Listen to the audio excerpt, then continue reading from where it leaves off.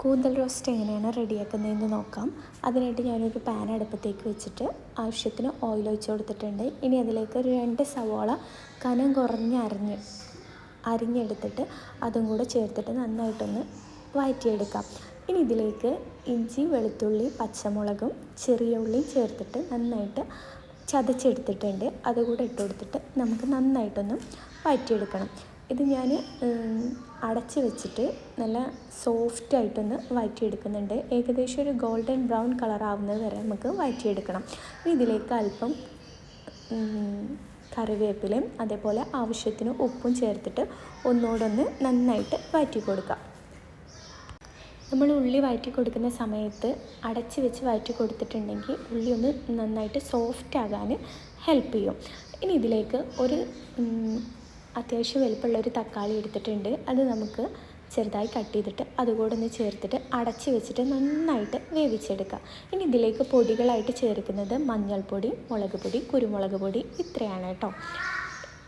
ഇനി പൗഡേഴ്സൊക്കെ ചേർത്തിട്ട് ഒന്നുകൂടെ നന്നായിട്ട് വഴറ്റിയിട്ട് അടച്ച് വെച്ചിട്ട് തന്നെ നന്നായിട്ട് നമുക്കിതൊന്ന് വേവിച്ചെടുക്കാം. ലാസ്റ്റ് ഇതൊരു ജ്യൂസി ആയിട്ട് നമുക്ക് കഴിക്കുന്ന നേരത്ത് ഉള്ളി കഴിക്കാൻ കിട്ടാത്ത തരത്തിൽ അത്യാവശ്യം നല്ല ജ്യൂസി ആയിട്ട് വേണം ഇരിക്കാൻ വേണ്ടിയിട്ട്. അതിനാണ് നമ്മൾ ലോ ഫ്ലെയിമിലിട്ടിട്ട് അടച്ച് വെച്ചിട്ട് വേവിക്കുന്നത്. ഇനി നമുക്കിതിലേക്ക് നല്ല കഴുകി വൃത്തിയാക്കിയ കൂന്തൽ എടുത്തിട്ട് അതുകൂടെ ഒന്ന് ചേർത്ത് കൊടുക്കാം. കൂന്തളിന് അത്യാവശ്യം നല്ല വേവുള്ളതുകൊണ്ട് തന്നെ നമുക്ക് ഒരു ഇച്ചിരി വെള്ളം കൂടെ ചേർത്തിട്ട് ലോ ഫ്ലെയിമിലിട്ടിട്ട് അടച്ച് വെച്ചിട്ട് നമുക്കിതൊന്ന് വേവിച്ചെടുക്കാം.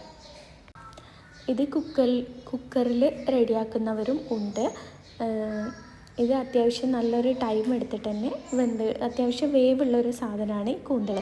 ഇനി ഈ ടൈമിൽ നമുക്ക് ഉപ്പൊന്ന് ചെക്ക് ചെയ്തിട്ട് ആവശ്യമുണ്ടെങ്കിൽ നമുക്ക് ഉപ്പ് കുറച്ചുകൂടെ ഒന്ന് ചേർത്ത് കൊടുക്കാം.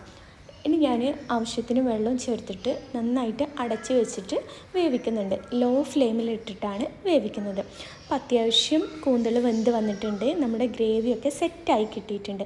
ഈ ഒരു ടൈപ്പിലാണ് നമുക്ക് കിട്ടേണ്ടത് കേട്ടോ. ഇനി നമുക്കിത് സെർവ്